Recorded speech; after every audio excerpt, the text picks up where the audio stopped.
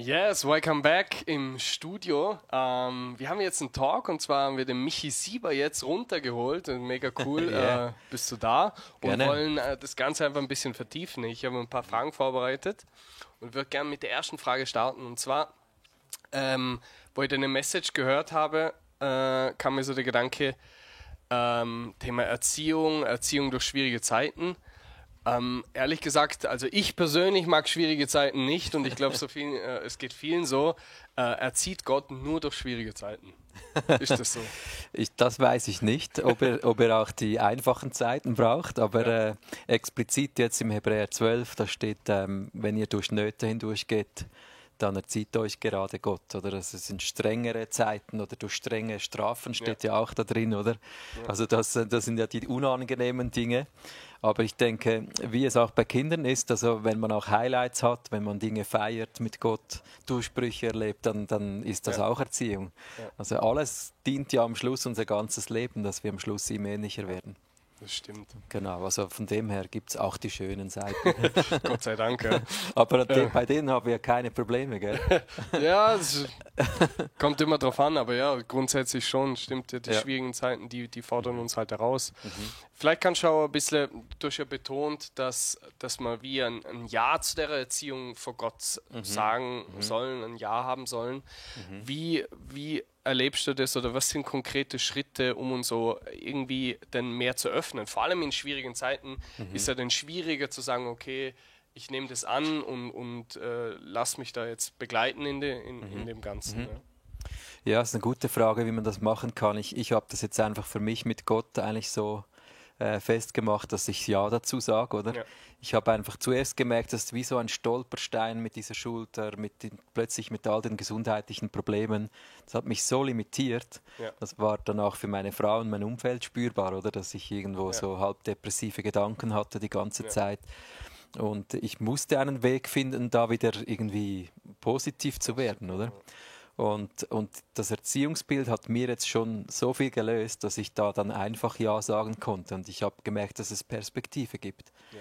Wenn man das vielleicht nicht so einfach kann, dann hilft es vielleicht in einer Small Group darüber zu sprechen oder auch mal in die Seelsorge zu gehen. Wir haben ja heute eine Geschichte gehört aus der Seelsorge. Das lohnt sich mega, um einfach diese Stolpersteine nicht so liegen zu lassen, sondern zu sagen, hey Gott, wie wird das zu einem Treppenstein in meinem Leben? Hattest du schon mal eine Situation, weil du hast ja jetzt von deiner Schulter erzählt und so, hattest du schon mal eine Situation, wo es dir nicht so einfach fiel und es länger gedauert hat, zum jetzt Ja zu sagen zu dem Prozess?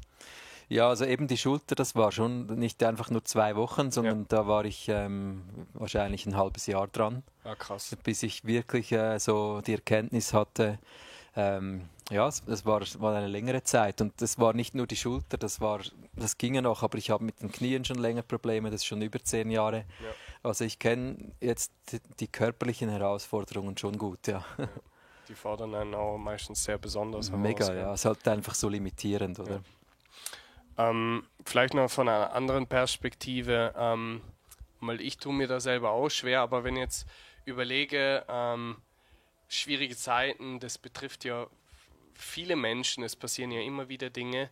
Wie erkenne ich jetzt, dass Gott mich irgendwie erziehen möchte oder ist vielleicht einfach Pech oder Dummheit, weil ich einen Fehler gemacht habe? Ja. Erzieht Gott jedes Mal durch schwierige Zeiten oder wie erlebst du das? Wie ist das? Ich glaube, das Potenzial ist da, dass jedes Mal etwas Gutes rauskommen kann. Okay. Weil Gott ja mich liebt und weil aus jeder Geschichte was für mich auch rausspringen kann. Das ist wie eine Gesinnung, die ich mir angewöhnt habe. Also vor 4 Jahren, genau gestern, vor 4 Jahren starb Debbie Sita, oder unsere Worship-Leiterin. Das war so ein Moment, wo ich da in meinem Kopf geswitcht habe und gesagt habe, hey, egal wie schlimm die Geschichten sind, ich will überall was Gutes sehen. Und das ist nicht einfach, dieser Weg ist schwierig. Also steht ja auch im Hebräer 12 mit der Erziehung, oder? Es ist nicht einfach. Aber ich glaube, es lohnt sich, mit Gott zu ringen, um diese Erkenntnisse, um diese Fragen. Und deshalb frage ich den Heiligen Geist. Ich habe da in meinem Tagebuch begonnen einfach zu schreiben, was mir in den Sinn kommt. Wie kann ich in dieser Situation Perspektive erhalten. Und ich finde, das lohnt sich, weil man dann plötzlich so Nuggets erkennt, oder?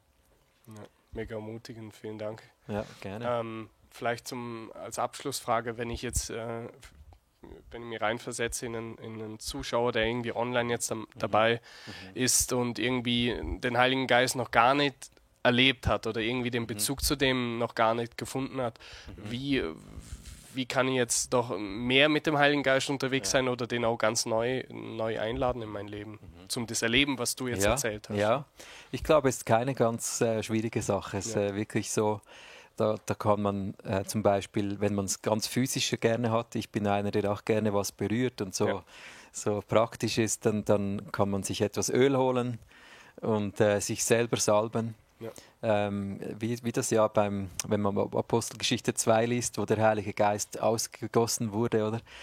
Dass vielleicht diesen Text liest und dann sich selber salbt, so etwas Öl auf die Stirn und den Heiligen Geist einladen und einfach mal hören, so innerlich hören, was kommt mir in den Sinn, oder einfach mal den Mund bewegen und schauen, was sage ich jetzt gerade, oder schreiben. Es gibt verschiedene Möglichkeiten, ganz praktisch einfach auf Gott zu hören und das auszuprobieren. Sehr oder jemanden anrufen oder keine Ahnung, es gibt verschiedene Möglichkeiten. Ja, mega praktische Beispiele. Vielen Dank, Michi, für die Beispiele und für die Message und jetzt auch für den Talk. Ja. Danke. Gerne. Und mega cool, warst du dabei. Bei dem Talk, bei der Celebration, möchte ich ermutigen, wir haben heute Holy Spirit Sunday, wir haben wirklich 4 verschiedene Messages. Also hör dir die von morgen unbedingt noch im Nachhinein an, einfach auf unserem YouTube-Channel und sei gerne um 17 und 19 Uhr wieder dabei, wenn es dich interessiert. Das rentiert sich auf jeden Fall. Und sonst wünsche ich dir einen wunderschönen Sonntag und bis zum nächsten Mal.